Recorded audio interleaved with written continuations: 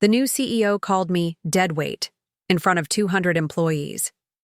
Just like that, he publicly humiliated me, making it clear I was on the chopping block. What he didn't realize? I'm the one who controls every server, every system that keeps this company alive. And I don't forget insults. I've been with Tenwick Solutions for nearly a decade. When I started as a nervous intern, I never imagined I'd end up running the entire IT backbone, quietly, without much fanfare. But behind every email, every file saved, every secure login, there's me. The old CEO respected that. The new one? He thinks he can just wipe me out like I'm some outdated piece of hardware. That's when the nightmare began. It happened during a company-wide meeting. Brent Holloway, the new CEO, fresh off his business school hype tour, stood on stage, making a show out of trimming Deadweight. Then he pointed at me, the supposed legacy problem. My name wasn't even mentioned, but everyone knew. He didn't realize the damage he'd just invited. When I first joined Tenwick, it was a small startup with a shaky network and a lot of potential. I was just 21, full of enthusiasm but lacking experience. I didn't have a fancy degree, just a certification and a hunger to learn. My days were spent fixing slow servers, patching security holes, and building scripts to automate tedious tasks. I took pride in my work. While others chased promotions or flashy titles, I focused on making sure the company's digital backbone never cracked. Little by little, I built a system that kept pace with growth, setting up virtual servers, managing firewalls, and crafting disaster recovery plans nobody else thought about until it was too late. Over time, my role grew. No longer just the guy who kept the lights on, I became the lead infrastructure analyst. I was the silent guardian of every email sent, every database accessed, every online meeting held. Without me, the whole company would grind to a halt. The old CEO, Mr. Chambers, never shouted my name in meetings or handed me trophies. But he trusted me. I had autonomy and respect, which was worth more than any title.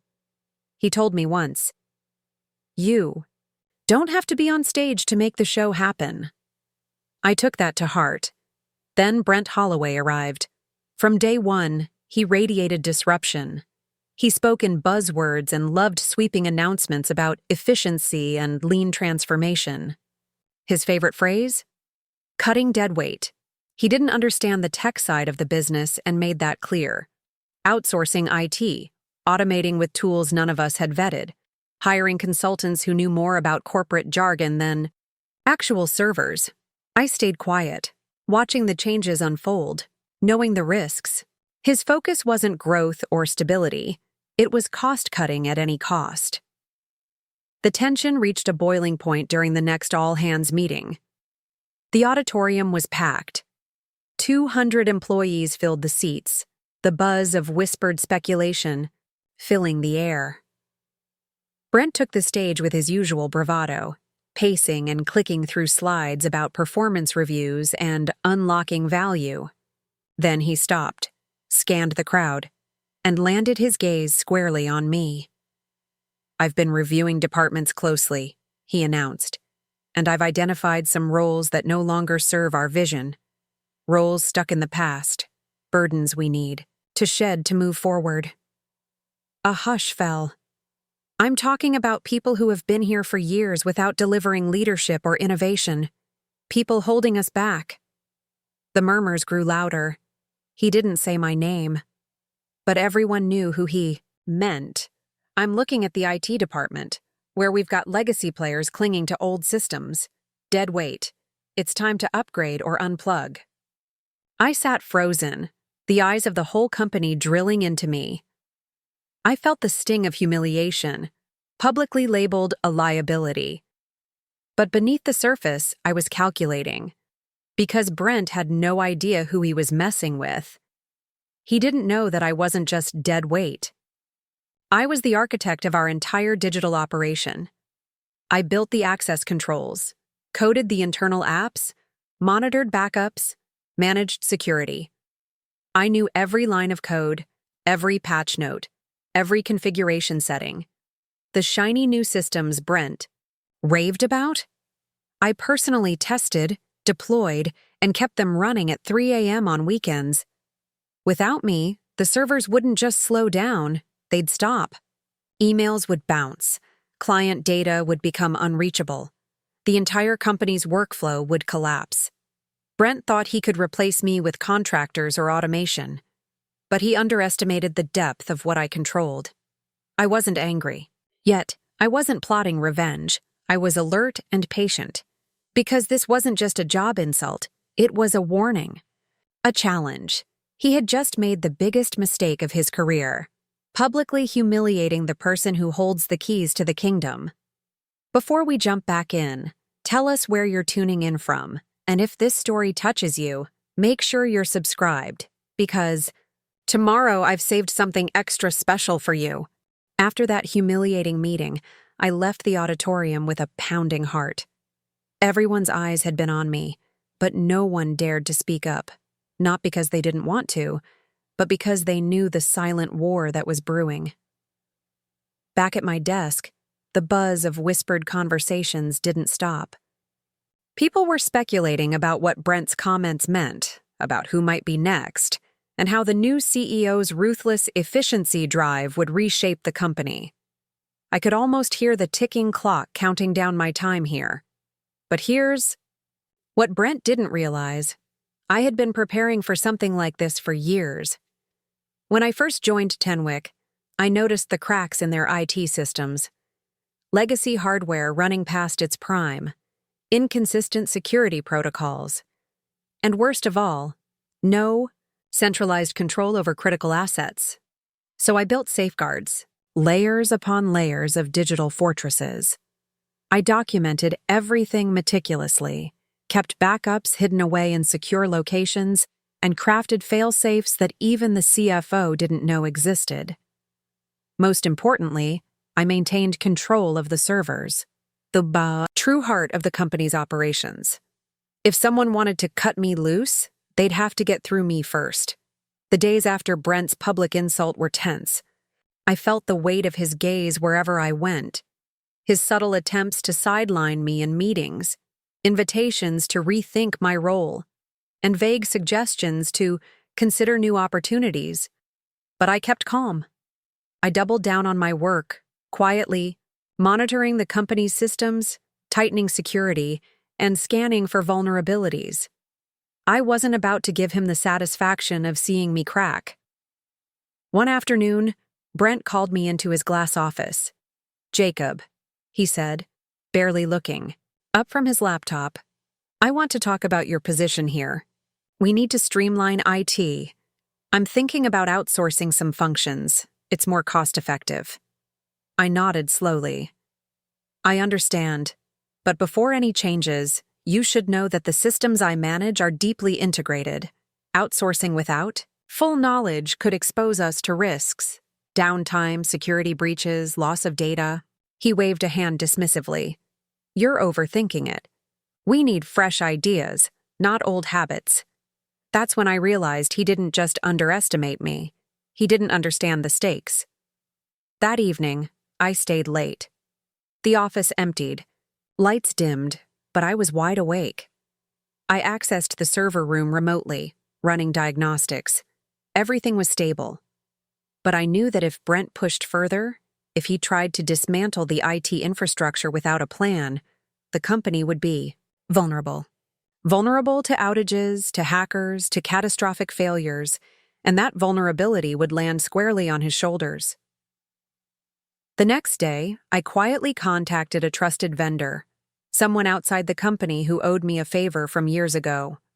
I didn't want to escalate things unnecessarily, but I needed an insurance policy. They agreed to help monitor activity on the servers remotely, ensuring that if anyone tried to tamper or cut access, I'd know immediately. It was a silent alliance, but a necessary one. Meanwhile, Brent continued his campaign. He held a series of efficiency workshops, pushing his agenda. He began reassigning projects, excluding me from key meetings, and whispering rumors about restructuring. Employees started coming to me privately, asking questions in hushed tones. What's really going on? Do you think he's serious about firing you? I'm worried about the systems if he cuts your team. Their fear only fueled my resolve. One morning, Brent made another announcement. This time, a surprise visit to the IT department. He walked in unannounced, surrounded by a few executives. The room fell silent. He stared at me again, this time with a sneer. I want to see proof that you're worth keeping, he said. Show me what you really do. I smiled inwardly. I'll be happy to, I replied. How about I give you a live demo of our server's health and security? You can see firsthand how everything operates. He nodded, intrigued but still condescending. I led them to the server room. The air was cool and humming with the sound of machines running nonstop. I connected a laptop to the main console and began pulling up dashboards, logs, and security alerts. I showed Brent and his team the intricacies: how I monitor traffic, block threats, ensure data integrity, and manage backups. At one point, I demonstrated an alert for an attempted phishing attack that was neutralized within seconds. Brent's expression shifted slightly, curiosity replacing disdain. After the demo, I ended with a simple statement. Without these systems running smoothly, the company grinds to a halt. No sales, no operations, no communication. Deadweight, as you called me, I'm the backbone, and if you want to cut me out, you better know what you're risking. The room went quiet. Brent's smirk faded. That was the first time I saw doubt flicker behind his eyes, but this was far from over. He might have underestimated me publicly, but now he was starting to realize that keeping me around, whether he liked it or not, was the safer choice. Still, I knew the battle for respect, control, and survival was just beginning.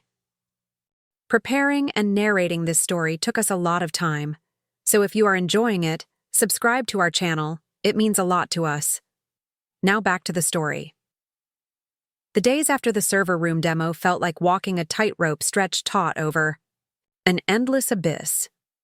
Brent was no fool, and he'd quickly realized that openly dismissing me as dead weight without consequences wouldn't be so simple. Yet the tension between us thickened with every meeting, every passing glance, and every curt email he sent. He was trying to recalibrate the chessboard, deciding whether to attack head-on or bide his time, while I was determined not to lose the game. Brent's subtle attempts to sideline me became more apparent. I found myself excluded from key IT strategy meetings where critical decisions about infrastructure and security were made.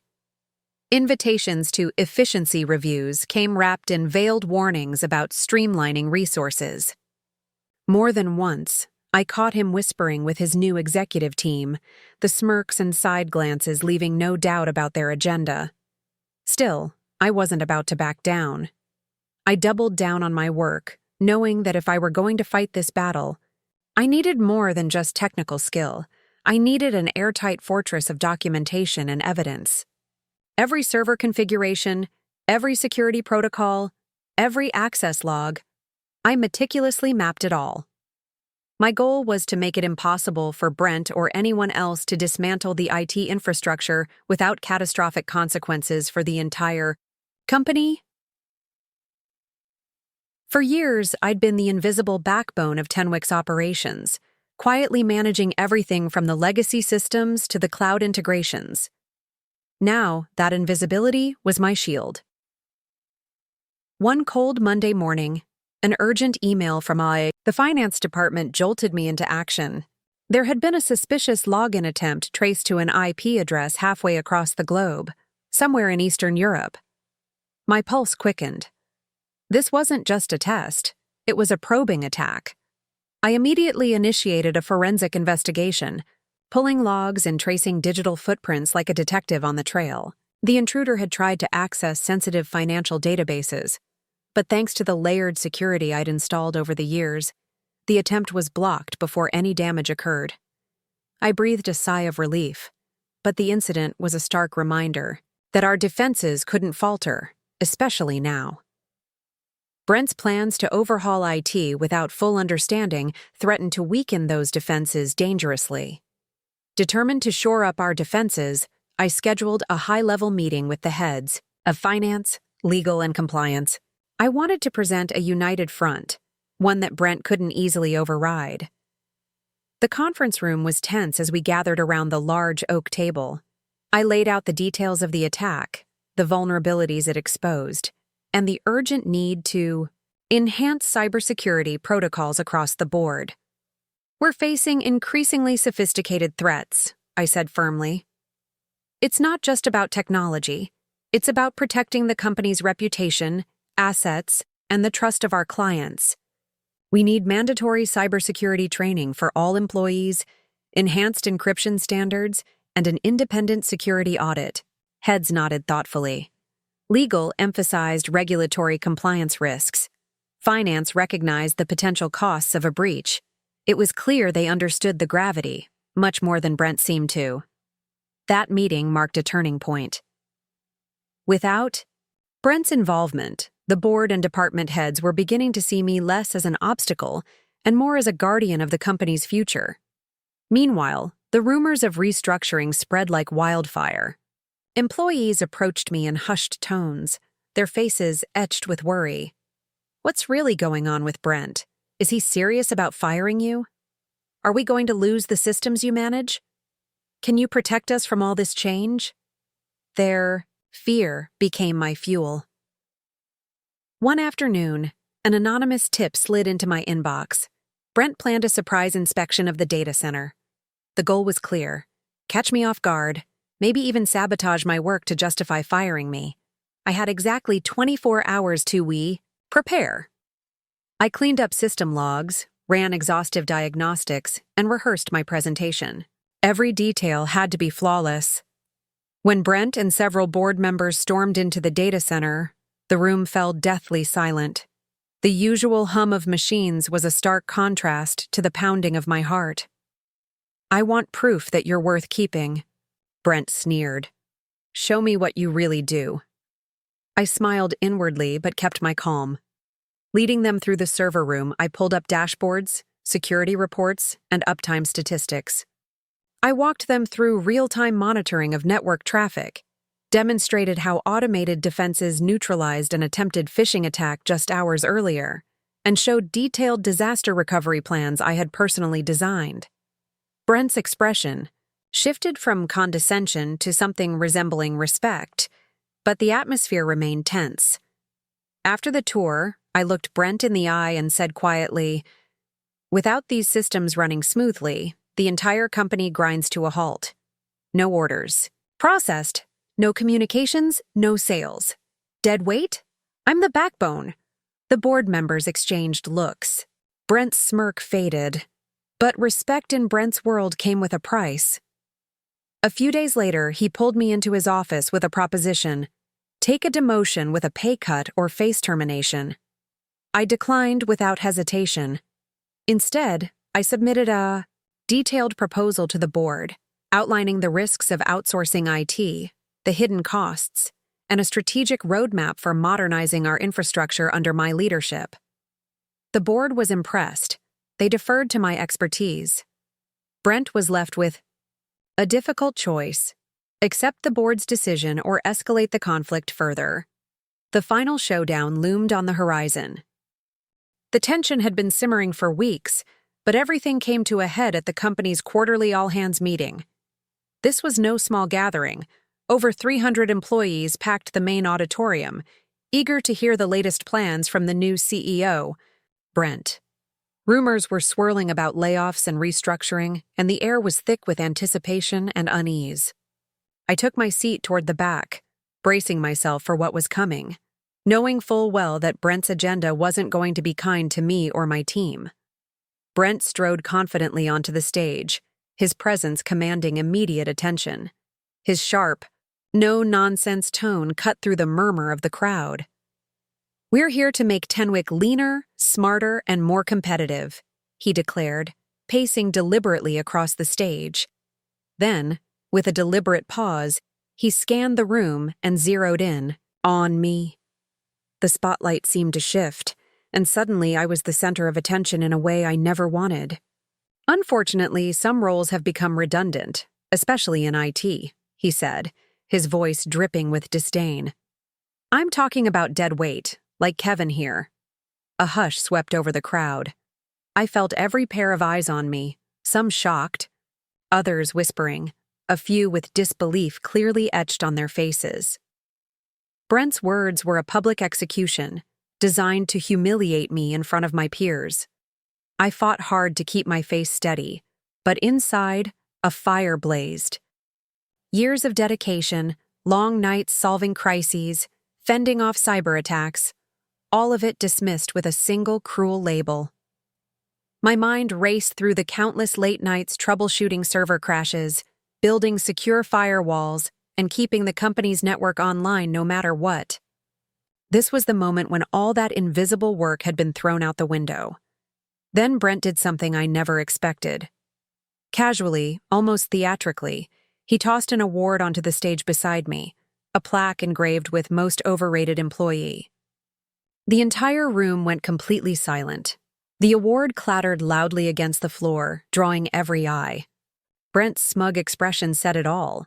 This was meant to humiliate me, to make an example out of me and crush any confidence I had left. Maybe this will remind you all, he sneered, that no one is indispensable. That moment could have broken me. And for a split second, I felt the weight of humiliation settle in. But instead of caving in, something inside me snapped the other way. I remembered every system I'd built, every server I'd maintained, every crisis I'd averted, quietly behind the scenes. I knew my worth, and I wasn't about to let Brent erase it in front of hundreds of people. Taking a deep breath, I stepped forward and addressed the room, my voice steady but firm. If I'm dead weight, I said clearly, why do all our operations rely on the systems I manage? Why hasn't a single order failed? Why hasn't a security breach taken us down? I tapped my tablet, projecting live data on the giant screen behind me. Uptime percentages, recent security alerts, and a timeline of cyber attacks we had successfully blocked. The numbers didn't lie. This isn't just about IT maintenance, I explained. It's about protecting this company's heartbeat. Every sale, every client communication, every transaction depends on this network running flawlessly. And it's why Tenwick is still standing strong through every challenge. The mood shifted instantly. Whispers turned into nods.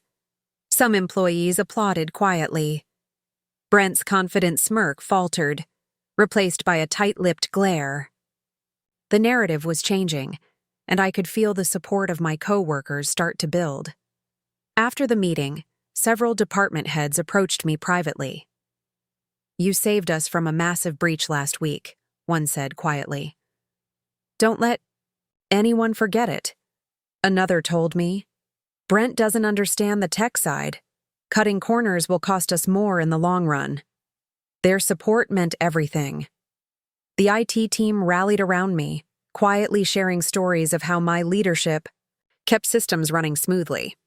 They began documenting their successes and contributions under my guidance, proof that our work was critical, not expendable. But Brent was relentless. Behind the scenes, he pushed harder to outsource IT to a third-party vendor. He framed it as a smart financial move to reduce overhead, but I knew it was a move to undercut my influence and potentially jeopardize the company's security. I could see how vulnerable we'd become if critical systems were handed over to outsiders who didn't understand the nuances of our infrastructure or the specific challenges we faced. Realizing I needed stronger allies, I reached out to Mary Thompson, Tenwick's founder. Mary was a legend in the industry, tough, sharp, and fiercely protective of the company's legacy. She had been watching Brent's maneuvers warily and agreed to meet with me. In her sunlit office, surrounded by plaques and photos chronicling Tenwick's rise, I laid out my case. I showed Mary the documentation I'd been building, detailed system maps, security protocols, incident reports, and a strategic IT roadmap designed to modernize infrastructure while keeping it in-house. I explained how outsourcing would be a disaster waiting to happen, potentially exposing us to security risks and loss of control. Mary listened carefully, her eyes narrowing in thought. "Brent's vision is ambitious," she said finally, "but ambition without a deep understanding can be destructive. What you've built here isn't just tech, it's the foundation of everything we stand for." She promised to raise my concerns with the board and personally review the IT strategy. With Mary's backing, my position strengthened significantly. The board put any outsourcing plans on hold, demanding more thorough analysis before making any drastic changes.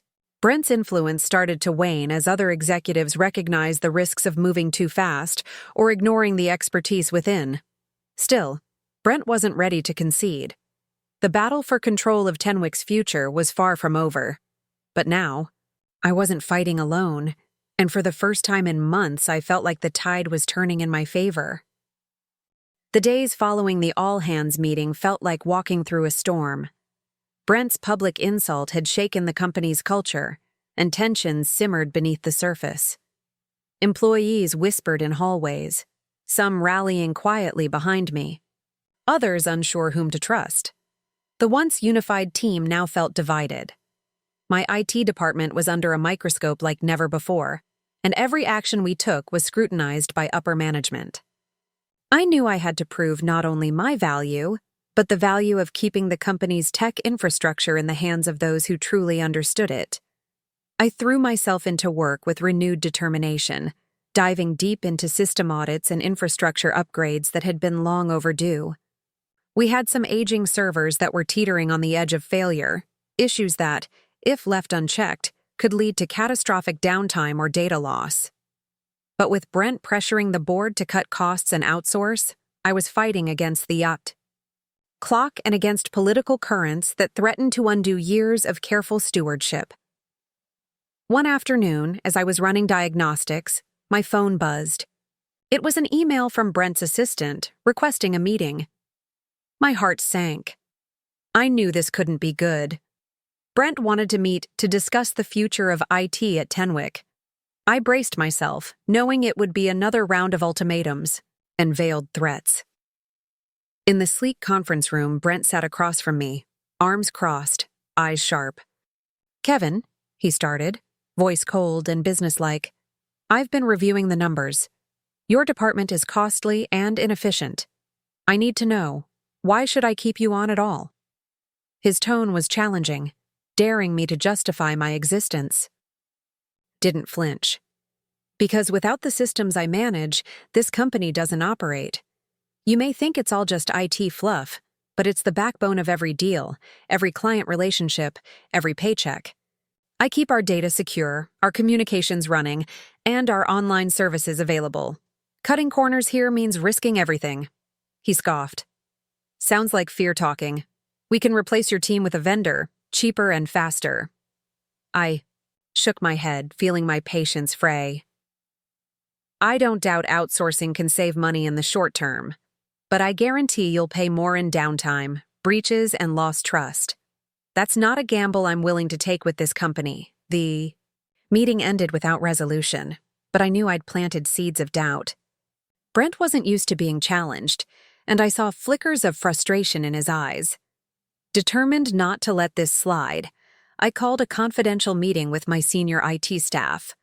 We discussed contingency plans, documented every system detail, and prepared for possible scenarios where we might have to prove our indispensability or even fend off sabotage attempts.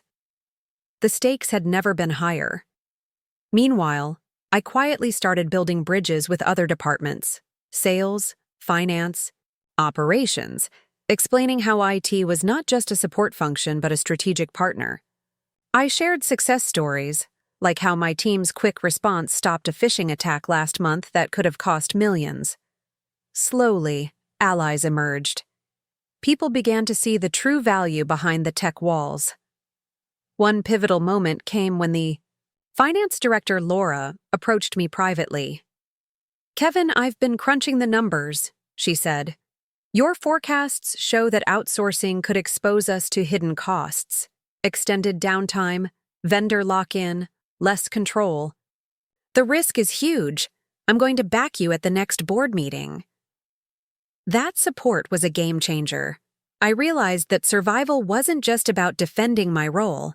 It was about convincing the entire leadership team that IT was a critical asset, not a cost center to be trimmed. Then, one evening, as I was wrapping up some server maintenance, the unexpected happened: a major system outage. One of our primary data centers went offline due to a hardware failure. Panic rippled through the company. Phones rang off the hook. Clients were frustrated. It was every IT professional's nightmare, and I was in the eye of the storm. But this was also our moment to shine. My team and I jumped into action immediately. We switched to backup servers, rerouted traffic, and communicated updates every few minutes. Hours of intense troubleshooting followed, but by dawn, we had restored full service. The CEO's office sent out an emergency update praising the quick recovery, but I could sense Brent's anger brewing behind closed doors. For him, this was ammunition to push harder for outsourcing. If your IT team can't prevent outages, what's the point? Instead of letting that narrative take hold, I decided to be transparent with the staff. I hosted a company-wide webinar, explaining the outage, what caused it, and what we were doing to prevent future incidents. I answered questions openly, took responsibility where needed, and highlighted the complexity of managing such a vast network.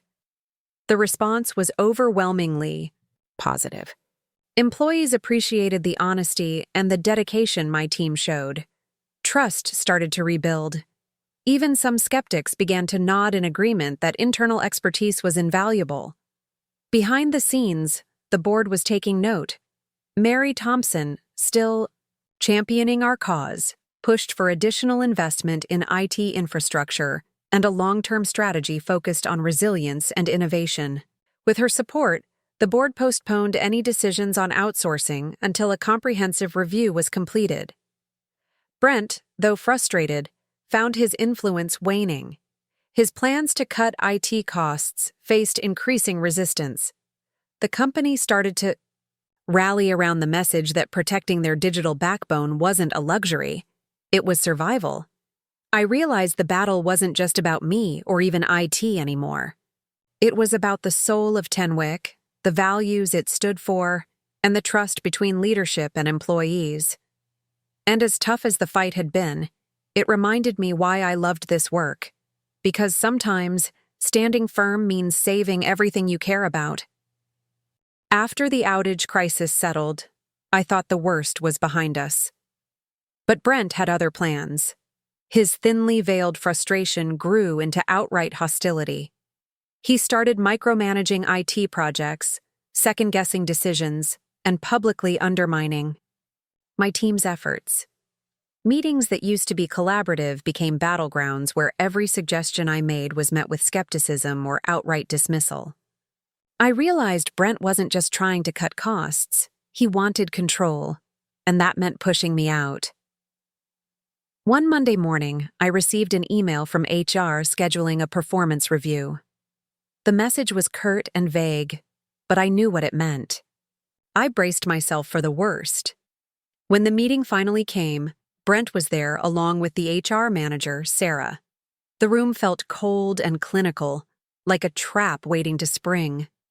Brent wasted no time.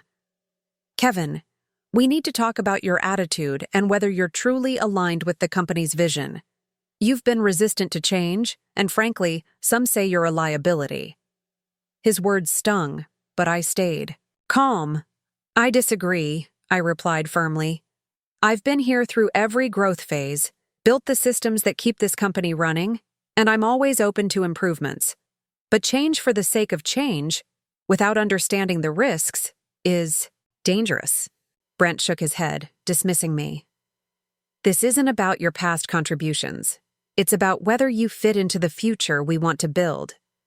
The HR manager chimed in, trying to sound neutral but clearly siding with Brent. we're considering restructuring the IT department and possibly outsourcing some functions. The implication was clear. My job was on the line.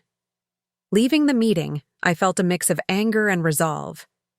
If Brent thought he could bully me out, he was mistaken. But I also knew the battle ahead would be tougher than ever. I needed allies and a plan that would show the entire company and the board that I wasn't just indispensable, I was their safeguard. That week, I doubled down on communication.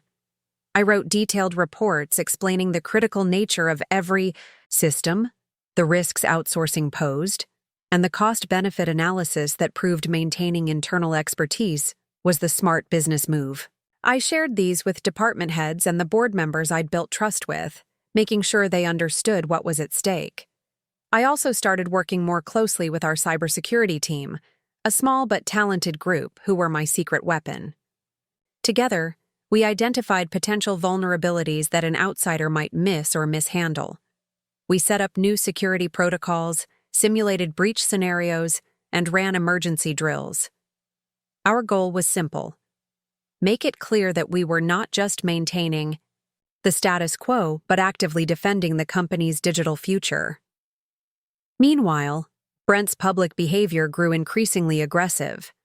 During a quarterly town hall, he called me out in front of the entire staff again. "Kevin, your resistance to modernization is holding us back. If you can't keep up, maybe it's time to reconsider your role." The room went silent. I felt all eyes on me, some sympathetic, others uncertain, but I didn't flinch. "I'm here because I care about this company's survival," I said, voice steady. "It's easy to talk about progress and innovation when you don't understand the infrastructure that supports it. I'm not just resisting change. I'm protecting us from reckless decisions that could cost us dearly." That moment was a turning point. Employees started to rally behind me, sending quiet messages of support, sharing stories of how IT had saved the day in crisis, moments they never heard about. The narrative was shifting. I wasn't just the guy in the server room, I was a guardian. But Brent wasn't finished. He tried to strip me of certain privileges, including access to key systems. That was a mistake. I had documented everything: access, logs, system maps, contingency plans, and I had secured support from several senior managers who trusted me implicitly. When I found out about the move, I scheduled a private meeting with Mary Thompson, the board member who had been my advocate since the start. "Mary, if they cut off my access, it won't just be a power play. It will cripple our operations," I warned. She listened carefully and promised to intervene if necessary. With her backing, I pushed back, making it clear that any attempt to isolate the IT department would be met with resistance and could jeopardize business continuity. At the same time, I quietly prepared for the worst-case scenario: losing my job. I updated my resume, reached out to former colleagues, and kept my eyes open for opportunities. But deep down, I believed in my work and hoped the company would see reason. Then, one late night in the office, an unexpected opportunity came knocking. As I was reviewing server logs, I noticed a suspicious activity pattern, a potential cyber attack that was bypassing some of our existing safeguards. Acting quickly, I isolated the threat, deployed countermeasures, and alerted the entire IT team. Within hours, we neutralized the attack and prevented what could have been a major breach affecting thousands of clients. The next morning, news of the incident spread through the company. For once, Brent couldn't ignore the importance of IT. The board held an emergency meeting, and Mary publicly praised my team's swift action. Even Brent was forced to acknowledge the value we brought, reluctantly, but publicly. It wasn't a full victory yet, but the tides were turning. I realized that standing firm, being transparent, and building trust were the weapons I needed to survive Brent's onslaught. The real battle was only beginning, but now, I knew I wasn't alone. The day after the cyber attack incident, the atmosphere in the office shifted noticeably. For weeks, the tension had been so thick it felt suffocating, but suddenly there was an undercurrent of something different, something almost electric. I noticed department heads stopping by the IT floor, asking questions, listening carefully. People who once avoided eye contact now nodded in acknowledgement when we passed each other. Even some of Brent's closest allies who had been openly skeptical before began showing signs of respect, cautious, but unmistakable. Still, Brent himself was a constant source of friction. He no longer smirked openly. Instead, he wore a tight-lipped, cold expression during meetings, as if every word was carefully measured, every glance a challenge. Late that week, Brent summoned me to a private meeting in his office.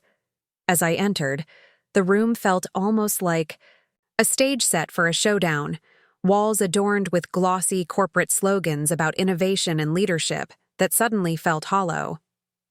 "Kevin," he said, motioning me to sit. "I have to admit, last week's incident was handled well.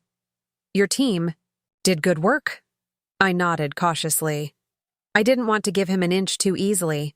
This was just the calm before the next storm. "But," he continued, leaning forward with intensity in his eyes, "this company is changing, and I need to know if you're really willing to change with it." The subtext was clear. If I couldn't align with his vision and play by his rules, I might still be on the chopping block. I took a deep breath. "Brent, I'm here because I believe in this company's future. But that future depends on solid foundations. I'm ready to evolve, but not at the cost of risking what we've built over the years." We sparred for almost an hour, a tense clash of ideals and visions. Brent's approach was aggressive and impatient, focused on rapid change, disruption, and flashy tech buzzwords. I argued for caution, sustainability, and respect for the intricate systems that kept the company running smoothly behind the scenes.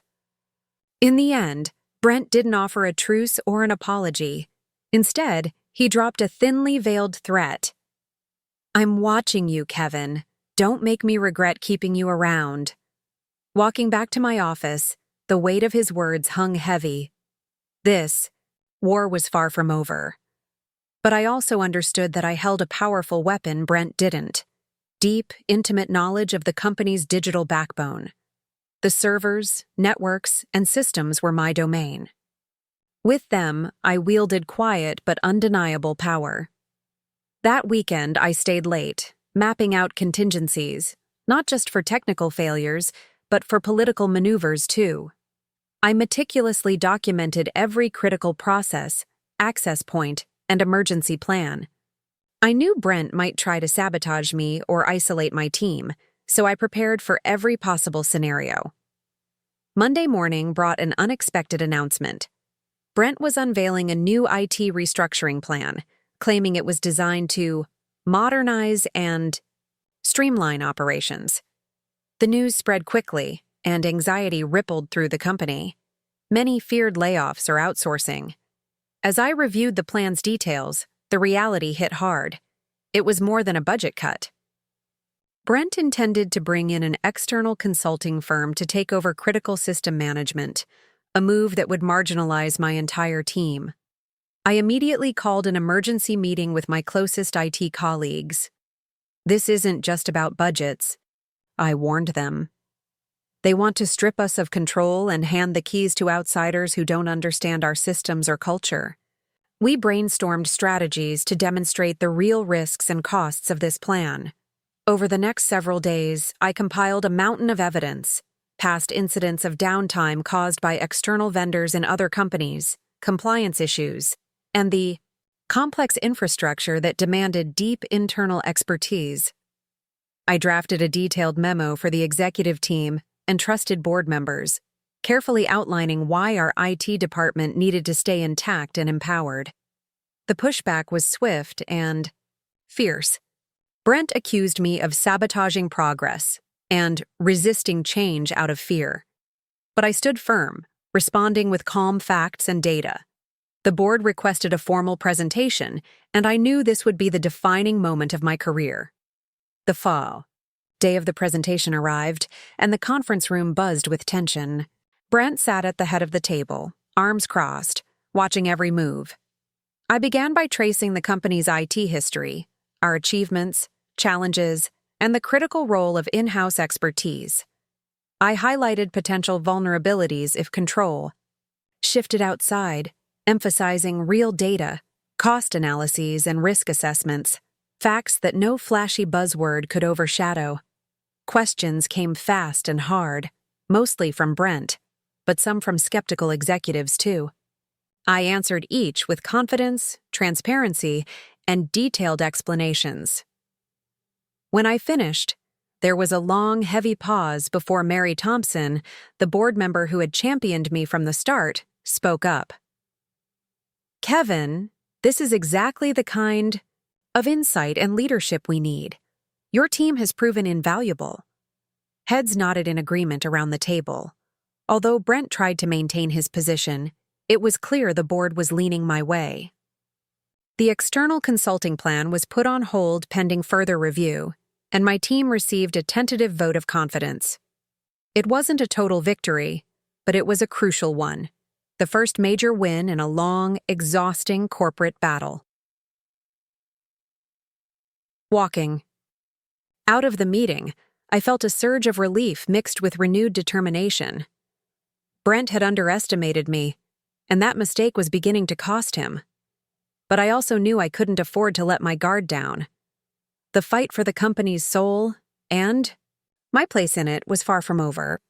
After the board meeting, the atmosphere in the office remained tense, but something subtle had shifted. It wasn't like the air suddenly cleared, but there was a quiet acknowledgement among many that my team and I had just won a crucial skirmish in what was shaping up to be a long war. My colleagues in IT walked with a little more confidence, and even some folks from other departments, who previously hadn't given us much thought, started stopping by to ask questions or seek help.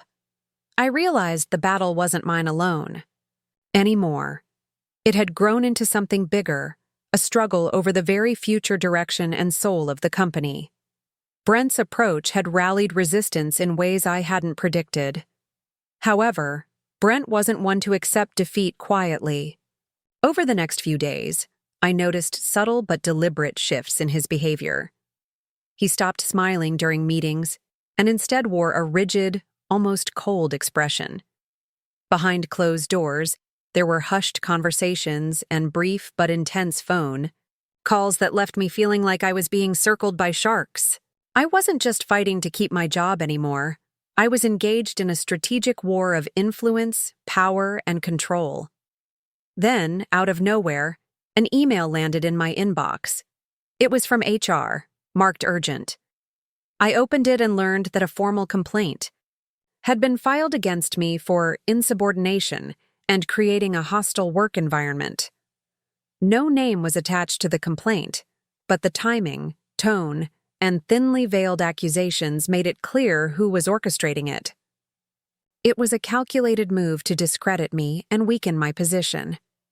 The allegation itself was vague and almost laughable. Nothing I had done could be construed as insubordination, at least not in any reasonable way. But in the political climate of the office, even a baseless complaint could cause damage. Rather than panic, I meticulously documented every interaction, every email, every meeting where Brent's behavior was questionable. I began assembling a detailed timeline to present my side should this escalate. I was prepared to fight back, but this was just another skirmish. Shortly after, Brent announced a new initiative called Project Phoenix, a high-profile plan to transform and revolutionize the company's technology infrastructure. The announcement came with polished marketing language about innovation, growth, and agility. But reading the fine print, it was clear the plan meant major upheaval for the IT department. Key leadership roles, my own included, were at risk of being replaced by external consultants who would take over core system management. Brent was pushing hard to consolidate his power and make a clean break from the past. My team and I immediately recognized the threat. I called an emergency meeting with my closest IT colleagues, gathering them in the conference room late one evening. The mood was somber, but determined. This isn't just about budget cuts or organizational changes, I warned. They want To strip us of control and hand our responsibilities to outsiders who have no understanding of the systems we've built, the culture we've nurtured, or the risks we manage daily. Heads nodded grimly around the room. We brainstormed strategies to demonstrate the risks and costs of this plan. Not just technical risks, but the hidden dangers of outsourcing critical systems to firms who might prioritize profit over security or stability. Over the next several days, I worked tirelessly to compile a mountain of evidence. I pulled case studies of other companies who had suffered outages, data breaches, or compliance failures after handing control to external vendors. I collected detailed analyses of our existing infrastructure's complexities, how fragile it would be to disrupt the teams who knew every system inside and out. I drafted a comprehensive memo addressed to the executive leadership and several key board members, laying out the potential financial, legal, and reputational fallout if the restructuring went ahead. Brent didn't take this lying down. He accused me of sabotaging progress and resisting change out of fear. His rhetoric was designed to paint me as an obstacle to the company's future. But I remained calm, sticking to the facts and using data to counter his vague accusations. The board agreed to hear me out and requested a formal presentation, a chance for me to defend my team and our value in front of the company's most powerful decision-makers. The day of the presentation arrived, and the conference room was packed, with executives, board members, and a few anxious observers. Brent sat at the head of the table, arms folded, his eyes sharp and guarded. I took a deep breath and began by tracing the company's IT history, our victories, challenges, and the vital role of in-house expertise in keeping the company stable and secure. I explained the potential risks if control shifted to external firms, highlighting specific vulnerabilities and compliance issues that could arise. I broke down cost-benefit analyses, showing how short-term savings would almost certainly be outweighed by long-term damage. Questions came quickly, especially from Brent, who grilled me on every point. I answered each with patience and detail, careful not to get defensive, but making sure my message was clear. When I finished, there was a long silence. Then Mary Thompson, a board member who had been a quiet ally from the beginning, spoke up. "Kevin, this presentation was exactly what we needed to hear. Your insight and leadership are critical to this company's success." Heads nodded around the table. Though Brent tried to salvage his position, it was clear the board was leaning my way. The external consulting plan was put on hold, pending further review.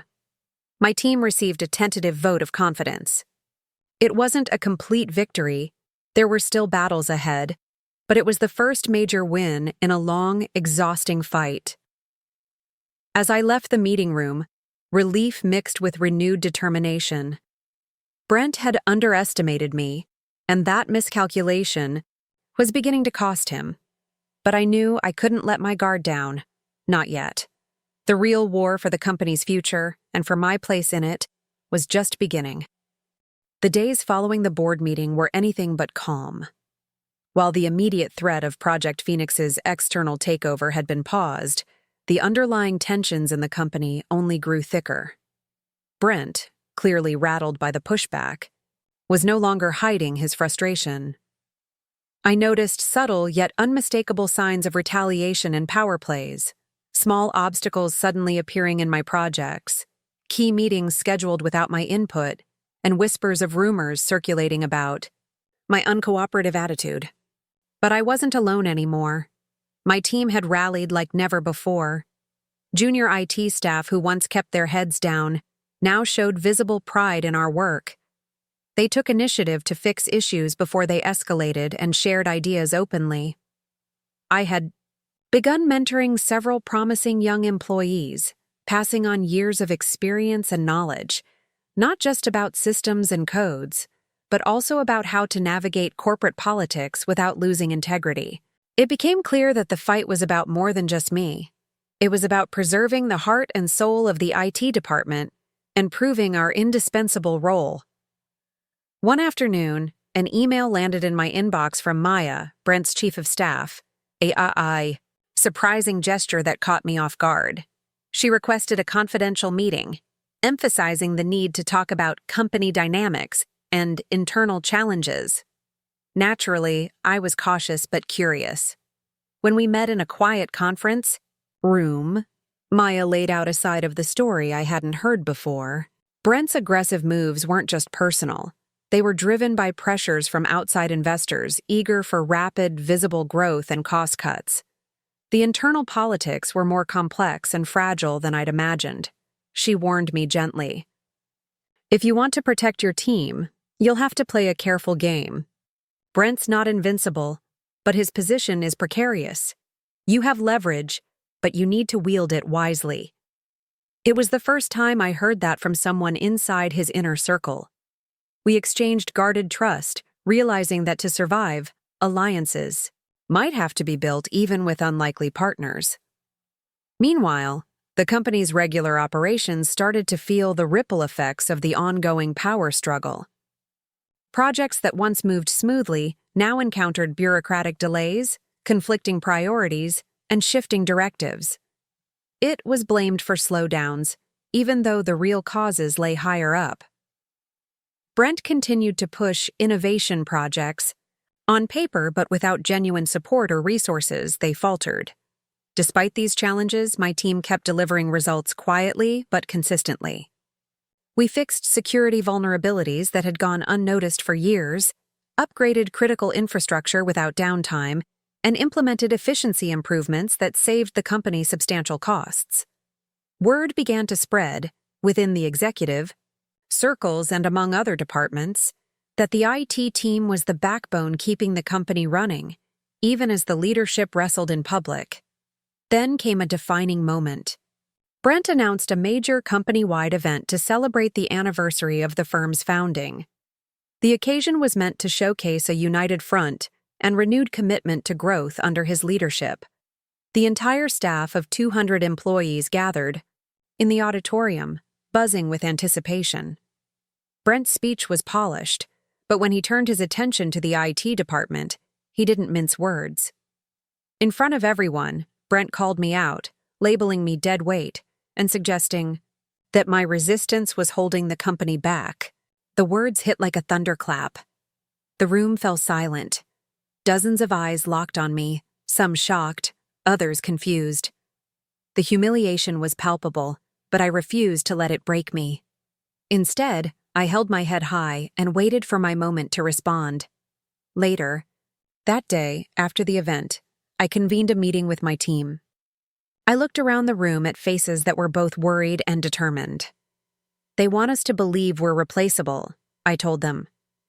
But they don't understand what we do or what's at stake. We're the ones who make this company work, every single day, and we're going to prove it. The energy in the room shifted. From frustration came renewed purpose. Over the following weeks, I spearheaded several behind-the-scenes efforts designed to highlight the essential role IT played.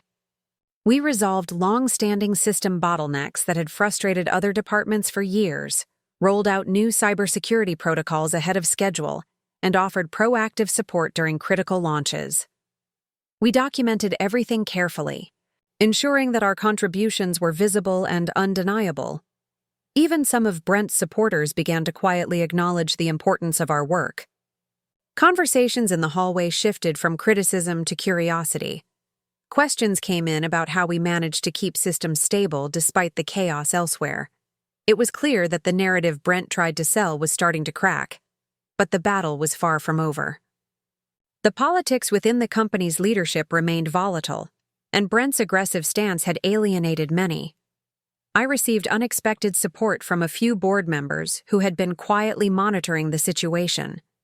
They expressed concern over Brent's approach and interest in hearing more from those of us on the ground who knew the operational realities.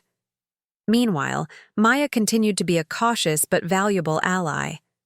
We maintained a discreet line of communication, sharing updates and insights that helped me anticipate moves and prepare responses.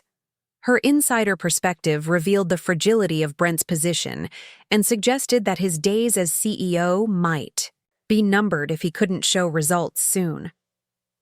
With all these developments, I began formulating a plan, not just to defend my position, but to influence the company's future direction. The power wasn't solely in Brent's hands. The real power lay with those who understood the systems, the people, and the risks. I was determined to prove that leadership meant more than flashy speeches and grand announcements. It meant understanding the backbone that held everything together. The road ahead was uncertain and fraught with challenges, but I was ready. I had my team, my knowledge, and a growing network of support.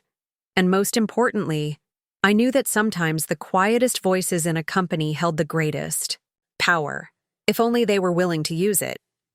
The weeks following the explosive confrontation with Brent unfolded like a high-stakes chess game.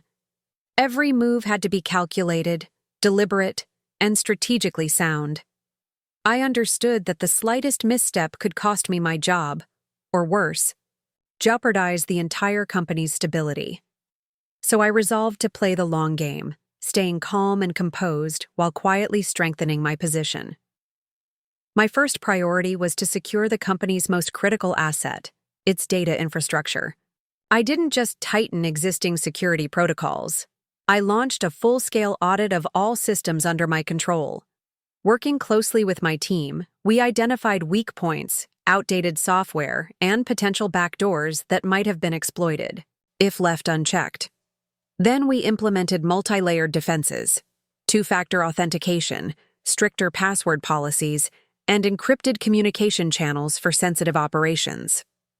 I even set up a monitoring system that would alert me instantly if anyone tried to access restricted areas without authorization. This wasn't just about asserting control. It was about protecting the company from catastrophic risks. After all, if Brent thought he could undermine IT without consequences, he was gravely mistaken. The backbone of the entire operation, the servers, networks, and databases, was in my hands, and I wasn't about to let reckless leadership compromise it. The same time, I began carefully documenting every interaction with Brent and his inner circle. I saved emails, recorded notes from meetings, and kept track of any requests or orders that seemed unreasonable or unethical. This wasn't paranoia. It was practical insurance. If the situation escalated, I needed evidence that I was acting in the company's best interests, not just protecting my own job. But I also realized that relying on documentation alone wouldn't be enough. I needed allies. Behind the scenes, I started building relationships with department heads and key middle managers. I wasn't overt about it, no open rebellion, but I made sure to listen attentively whenever anyone expressed doubts about Brent's leadership. Many shared their frustrations about his erratic decision-making, unrealistic deadlines, and poor communication. They were just waiting for someone to give voice to those concerns. One afternoon, Karen, the CFO, stopped by my office. She didn't sugarcoat her opinion. "Brent's aggressive growth targets are putting us at serious risk," she said, lowering her voice as if the walls had ears. "We need to find a way to slow him down before he blows everything up." I nodded, sensing an opportunity. We agreed to keep this between us but vowed to watch his moves closely and act when the time was right. Brent, meanwhile, seemed oblivious to the growing unrest. His management style became more tyrannical. He pushed the IT team harder, demanding impossible timelines and threatening layoffs if we didn't comply immediately. Yet, thanks to the security measures and morale I had helped rebuild, none of his intimidation tactics worked. Our systems stayed up, and our team remained unshaken. Then, the moment that changed everything arrived unexpectedly. During a routine system check, I discovered a major security vulnerability in a new application Brent's team had rushed to deploy. It was a glaring oversight that could have exposed millions of customer records to hackers. If exploited, it would have been a PR nightmare, and possibly a legal disaster. Without hesitation, I escalated the issue to the board of directors and the legal department. The response was immediate and serious. Brent's credibility took a severe hit when the board learned about the breach risk and his role in the rushed rollout. Suddenly, questions started coming from places I hadn't expected. The board requested a formal report, and I was asked to present my findings in person. Standing. Before the board was intimidating, but I stayed focused. I explained the technical details in clear, simple terms, highlighting not only the problem, but the preventive measures IT had put in place to contain it. I stressed how critical it was to integrate IT expertise into strategic decisions before rollout, not as an afterthought. It isn't a cost center, I said firmly. We are the backbone of this company's operations and reputation. Ignoring us puts everything at risk. The board members listened intently. One of the senior directors, a pragmatic woman with a sharp eye for detail, leaned forward and asked, "How can we better align leadership and IT moving forward to prevent this kind of situation?" I answered honestly, by including IT in planning from the very start, by respecting our expertise and giving us a voice at the table, and by fostering collaboration rather than confrontation. In the weeks that followed, the board acted swiftly. Brent was put on a strict performance improvement plan with heightened oversight. They established new protocols for cross-departmental communication and formed a technology task force, one I was invited to co-chair. This was a turning point. The leadership finally recognized that the IT department was not just a support function, but a strategic partner. Back at the office, the change was palpable. My team, once under immense stress, began to regain their confidence. We saw a boost in morale and productivity. There was still tension, of course, but now it was mixed with cautious optimism. We had survived the storm and were starting to rebuild. Looking back on those tense weeks, I realized the victory wasn't won in a single dramatic showdown, but through patience, strategy, and resilience. I learned the importance of knowing your worth, standing firm in your expertise, and not backing down when faced with disrespect. Most importantly, I discovered that power in a company isn't always in the hands of the loudest or newest leader. It's in those who quietly build, protect, and hold the essential pieces together. Brent had called me deadweight in front of 200 employees, trying to humiliate me and undermine my work. Instead, that insult became the spark that fueled my determination. I didn't just keep my job, I became a leader who helped steer the company through one of its most dangerous moments. This experience taught me that sometimes true power is invisible, embedded in the systems and people who keep everything running. And when challenged, it's not about fighting with brute force. It's about using wisdom, patience, and integrity to protect what matters most. After the board's decisive move to place Brent under strict scrutiny, the office atmosphere shifted, but didn't immediately settle. Brent didn't go quietly. Far from it. Behind the scenes, his frustration simmered into calculated moves, designed to claw back his fading grip on power. I quickly realized the real challenge was only beginning. At first, Brent tried to play the victim. He showed up at meetings with an exaggerated air of indignation, reminding everyone that he was the CEO and hinting that this temporary setback was a result of internal politics conspiring against him. But as days turned into weeks, his tactics grew more aggressive. Small incidents started cropping up, miscommunications, project delays, unexplained bugs popping in software updates, and even subtle attempts to bypass IT's protocols. It was clear he was trying to undermine me and my team without openly confronting us. In one instance, he ordered the marketing department to deploy a new client database integration that hadn't gone through IT testing. I had to step in quickly, pulling the plug before the flawed rollout caused irreversible damage. I could have reacted with anger or confrontation, but experience taught me a different approach. Instead, I doubled down on communication and transparency. I held weekly briefings with department heads, explaining our priorities, what we were fixing, and why the security protocols were essential. I wanted everyone to understand that IT wasn't a bottleneck or a barrier. They were the shield protecting the company's future. Meanwhile, I made sure to keep my team motivated. Brent's undermining moves could have shattered morale, but we fostered a culture of resilience. I encouraged open dialogue within the team, acknowledging the pressure but focusing on the purpose behind our work. We celebrated small wins, each prevented outage, each security upgrade, and reminded ourselves of the bigger picture. The tide began to turn when several department heads started coming directly to me for advice on technology planning and risk management. Karen, the CFO, was among the first to openly support me, often advocating for more IT involvement during board meetings. I even had one-on-one discussions with HR and legal to ensure any attempts by Brent to sabotage projects would be documented and addressed appropriately. One day, during a cross-departmental strategy session, I noticed Brent trying to quietly rally a group of middle managers against the IT department. He spoke in low tones about cutting unnecessary costs and streamlining operations by reducing IT influence. But the very people he approached seemed hesitant, sensing his desperation. By then, word was spreading. It was no longer just the tech support or expense department. We were emerging as a critical business partner. That shift in perception was subtle but profound, and it filled me with cautious optimism. Still, the stakes were high.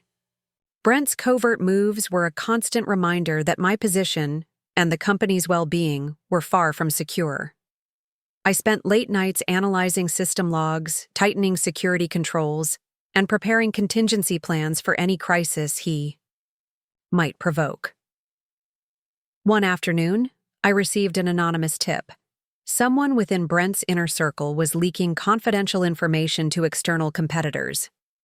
The implications were serious. Corporate espionage could cripple us if left unchecked. I immediately notified the board and intensified internal monitoring. The IT team and I conducted discrete audits, tracing network traffic and access logs for any unusual activity. It was painstaking work, but necessary. Eventually, we caught a junior manager attempting to transfer sensitive files to an unknown external server. The person was confronted and dismissed. Brent's allies inside the company had underestimated how closely we were watching. That incident was a turning point. The board convened an emergency meeting and expressed full confidence in my leadership and the IT department's capabilities.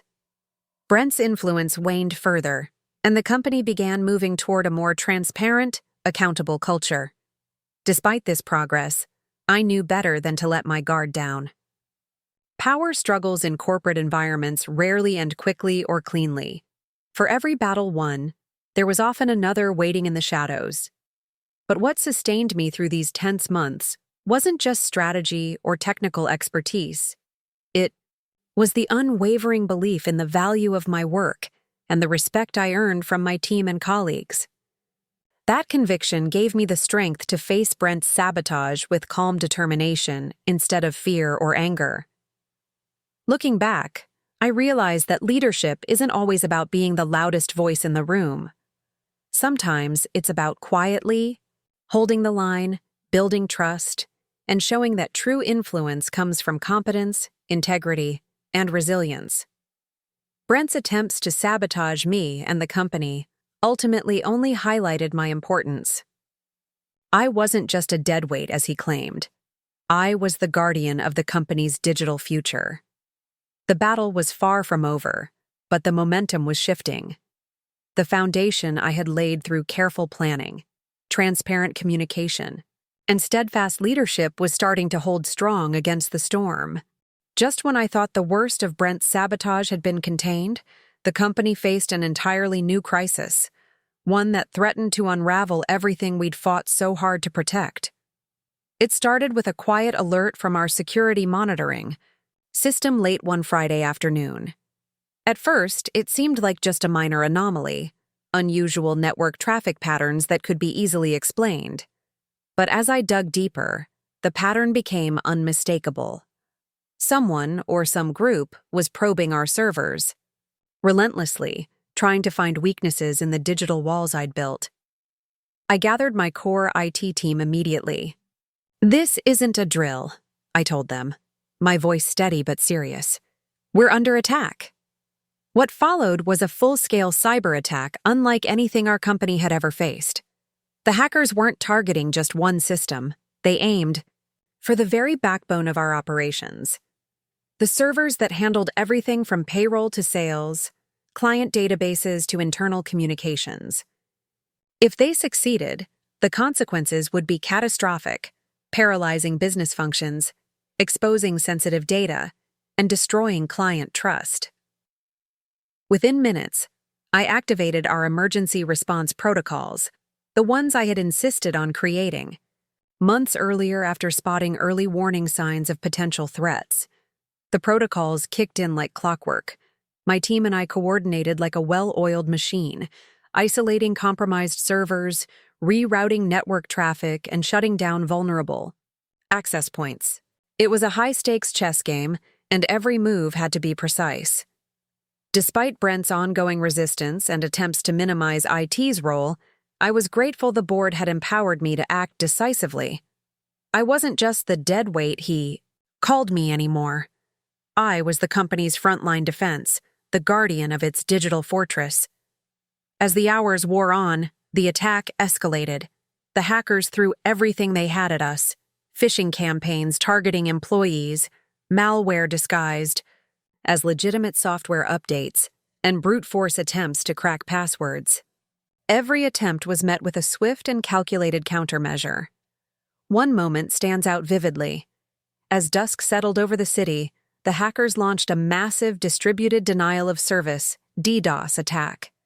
Thousands of devices flooded our servers with fake requests, attempting to overwhelm our capacity and force the entire network offline. It was like trying to hold back a tidal wave with sandbags. Our team worked tirelessly, rerouting traffic through specialized filters and leveraging cloud-based defenses. I coordinated with our internet service providers and cybersecurity consultants, calling in favors and deploying emergency resources. The tension in the war room was thick. Employees from other departments stopped by, some asking nervously if the company was going to survive the ordeal. The atmosphere was tense but focused. I remember standing at the center of it all, calm but laser-focused. Because in moments like this, calm is the greatest weapon you have. After hours of relentless assault, the attack began to subside. The hackers, realizing their efforts were futile, retreated. The servers held steady. Business operations remained intact. The relief was overwhelming, but there was no time to celebrate. The board called an emergency meeting the very next day to discuss the fallout and the path forward. In that meeting, Karen, the CFO, was candid. "If not for your team's swift action and expertise, we would have suffered irreparable damage, financially and reputationally." Her words were more than praise. They were a validation of everything I had been fighting for. Slowly but surely, the perception of IT within the company was changing. No longer just a cost center or a technical necessity, IT was proving to be the heartbeat that kept the entire business alive. Colleagues who had once viewed me with skepticism now sought my input on strategic decisions. The board greenlit a significant investment in cybersecurity infrastructure and employee training programs, actions that were unthinkable just weeks before. Brent, however, was furious. To him, the cyber attack was an embarrassing reminder of how little control he really had. He saw the event as a threat to his fragile grip on power, but the board made it clear that any further attempts to interfere with IT's operations would not be tolerated. Brent's days were numbered. Behind the scenes, I doubled down on my efforts. The cyber attack had exposed vulnerabilities we hadn't fully appreciated. I spearheaded a company-wide security audit, collaborating closely with legal and HR to update policies and procedures. We rolled out mandatory phishing awareness training for every employee, emphasizing that security was everyone's responsibility, not just IT's. I also implemented multi-factor authentication across all systems, a move that was initially met with grumbles, but soon appreciated when it blocked several attempted breaches. It was a cultural shift as much as a technical one, moving from a reactive to a proactive security mindset. More than anything, the crisis reinforced a vital leadership lesson for me. Preparation and resilience are the pillars of effective management in today's digital age. It's not enough to respond to threats. You have to anticipate, prepare, and build defenses that can withstand constant assault. That realization changed how I saw my role. I wasn't merely the IT guy tucked away in the basement. I was a protector of the company's reputation, its assets, and its future. That belief fueled my determination to keep pushing forward, proving day by day that respect is earned through consistent action, integrity, and competence, not just titles or loud voices. Looking back now, I see that the cyber attack was a defining moment for both myself and the company. It exposed weaknesses, but also forged strength and unity. It shifted the culture from complacency to vigilance and showed the true value of leadership under pressure. The company emerged stronger, more united, and more aware of the critical role IT plays in every facet of business success. And while Brent's shadow still loomed, his influence was waning fast. The tide was turning, and I was ready for whatever challenges lay ahead. After surviving the cyber attack, the atmosphere around the office changed almost overnight.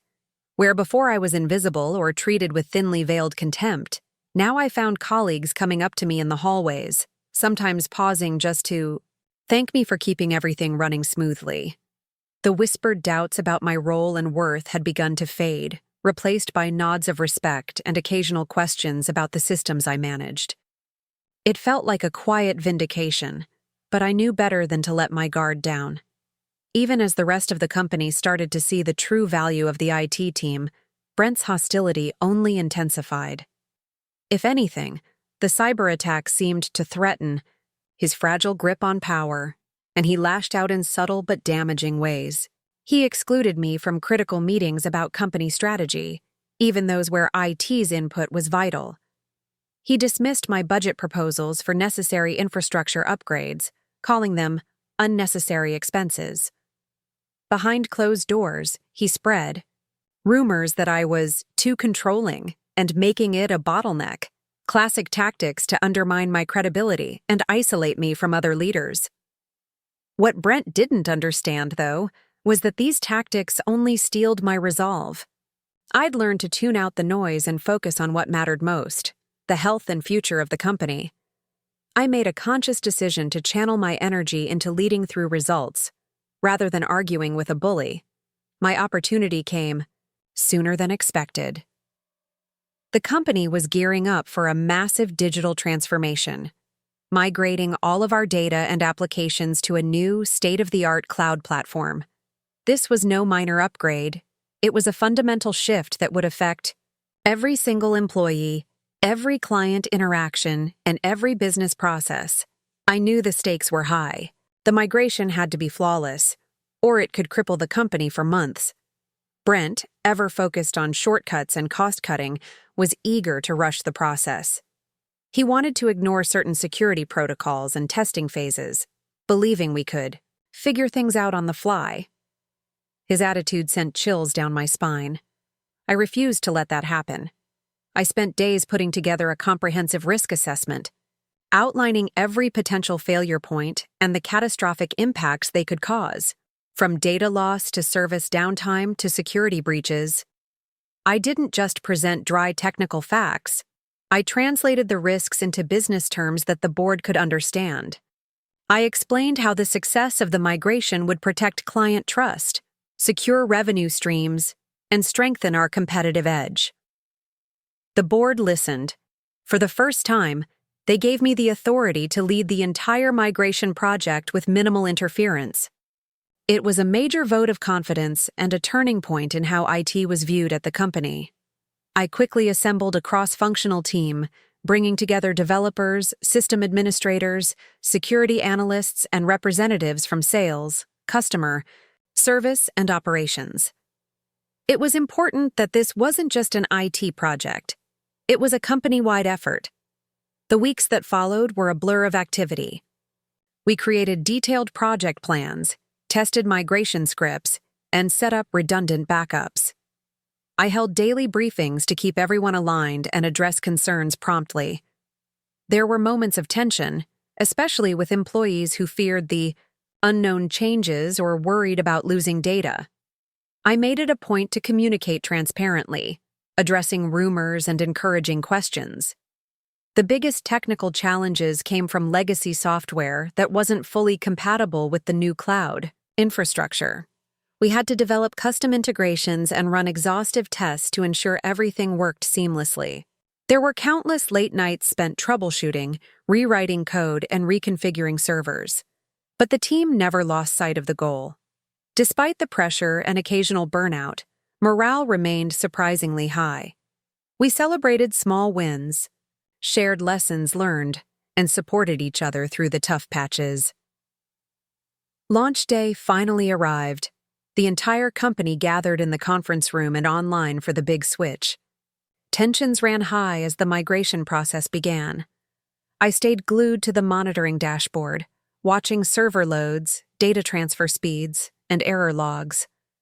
The silence in the room was palpable, everyone waiting to see if months of planning would hold up under real-world conditions. Then, gradually, the system started coming online one by one. Customer orders processed without delays, employee logins worked flawlessly, and communication tools functioned smoothly. No data was lost. No critical errors occurred. The relief was almost physical. When the final system stabilized, the room erupted in applause. Even Brent, sitting stiffly at the back, couldn't hide his grudging admiration. The board called an emergency meeting the next day to review the migration's success. Karen, the CFO, was effusive in her praise. This project was one of the most critical initiatives our company has ever undertaken, she said. Thanks to your leadership and the dedication of the IT team, we not only survived, we set ourselves up for future growth. We owe you all a debt of gratitude. That public recognition marked a new chapter for me and the IT department. We weren't just the tech guys anymore. We were strategic partners in the company's future. As for Brent, his attempts to discredit me only highlighted his lack of vision and inability to lead effectively. The board made it clear they would no longer tolerate his interference in IT matters. Over the following months, his influence waned, and his resignation was quietly accepted. For me, this entire experience was transformative. I had stepped out of the shadows, taken on leadership challenges head-on, and emerged stronger. I learned that true leadership is about resilience, integrity, and focusing on what truly matters. Not just surviving attacks or opposition, but building something lasting and meaningful. Most importantly, I learned that respect is earned through consistent action, unwavering professionalism, and delivering results that no one can ignore. The day after Brent's firing, the entire office felt different. The air wasn't just lighter, it was charged with uncertainty. People walked on eggshells, whispering in corners, wondering what would come next. For some, Brent had been a tyrant. They feared. For others, though fewer in number, he was the only version of leadership they'd known in the company. His sudden exit wasn't just a change in management, it was a cultural earthquake. I kept to myself that day, knowing eyes were on me. Not because I was some hero, honestly, I didn't feel like one, but because they had all seen what happened.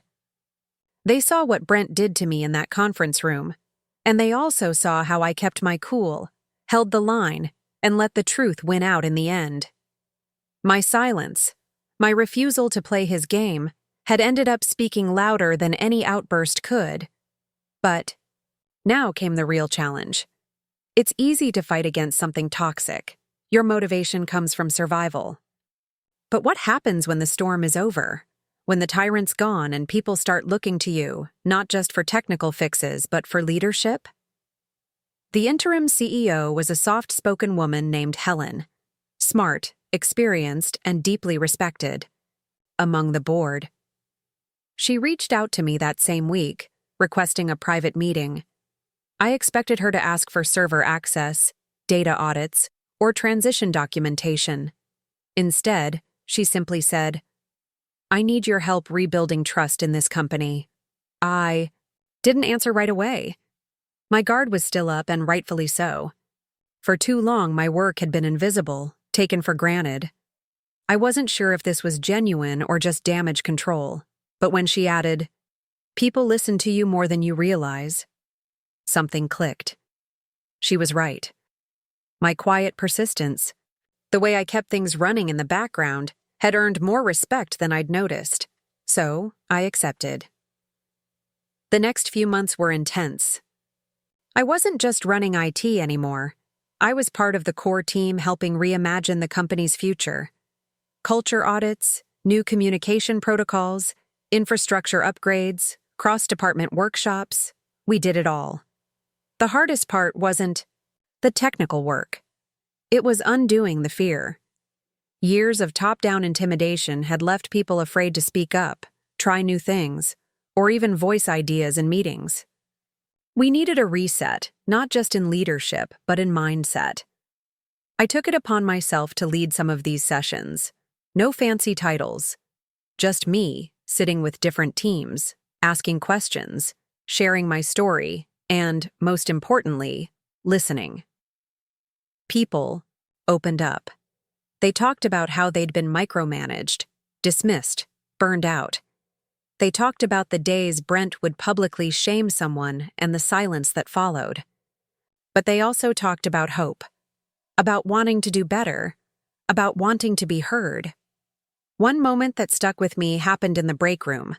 A young employee, Claire from marketing, came up to me, hesitated, then said, "I've been here 6 months. I thought I made a mistake joining. But watching you stand up to Brent, it reminded me that good people can win." It wasn't just Claire. More and more people started finding their voice. The energy shifted from survival mode to collaboration. For the first time, IT wasn't just the department you called when something broke. It was a strategic partner. I started hosting monthly open Q&A sessions where anyone could ask questions about tech, propose tools, or raise concerns. Engagement soared, but it wasn't perfect. We still faced pushback. Some senior managers resisted the new transparency. Others wanted to sweep the past under the rug and pretend everything was fine. I had to walk a delicate line, acknowledging the damage without becoming defined by it. We didn't want to build a new version of Brent in someone else's image. We wanted something better. There were nights I stayed late, not troubleshooting code, but wrestling with imposter syndrome. Was I cut out for this? I'd never asked to be a face of anything. I just wanted to do good work and be respected. But here I was, leading culture initiatives, rewriting policy, and mentoring rising stars. Eventually, I realized something. The company didn't need a savior.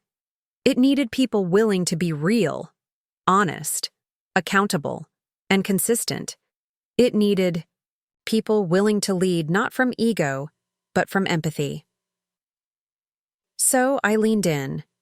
We rebuilt the onboarding process to include ethics training. We added anonymous feedback channels. We held regular pulse checks, not just for productivity, but for morale. And every single week, I made time for mentorship, especially for the overlooked employees who reminded me of myself when I first started. Brent's removal wasn't the end of the story. It was the end of a dark chapter. What came after was slow and messy and full of lessons, but it was also where the real growth happened. Not just for the company, but for me. I didn't just prove I wasn't dead weight. I proved I was the backbone, and I did it without becoming what I despised. I never raised my voice. I never played dirty. I stood my ground with quiet confidence and let my work speak for itself. And now, I wasn't just maintaining servers. I was helping people believe in something.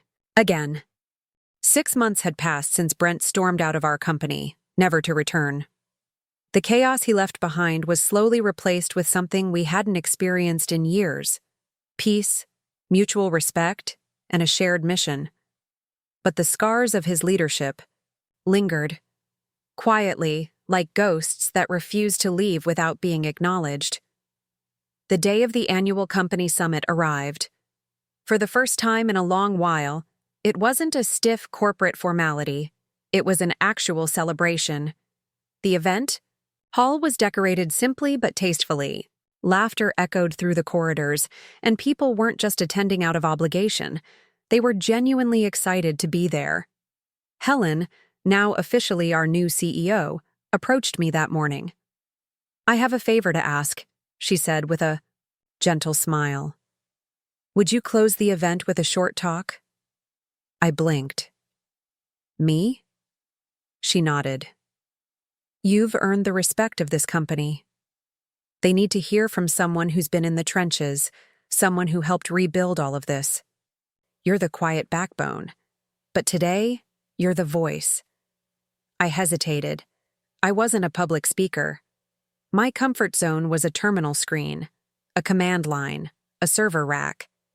But something in her tone told me this wasn't about performance. It was about closure. Not just for me, for everyone who had once felt unseen. So I said yes. When I stepped onto that stage, the same stage where Brent once ridiculed me in front of 200 people, my hands trembled slightly. But I didn't let go of the mic. I looked out at the sea of faces, some I'd known for years, some new hires who had only heard whispers of what went down. I started simply. A few months ago, I was publicly called Deadweight. Right here, in this very room.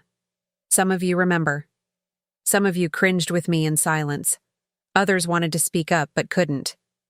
The crowd was silent. Listening. I was told I didn't matter. That IT was just a cost. That I was replaceable. But I didn't retaliate. I didn't throw anyone under the bus.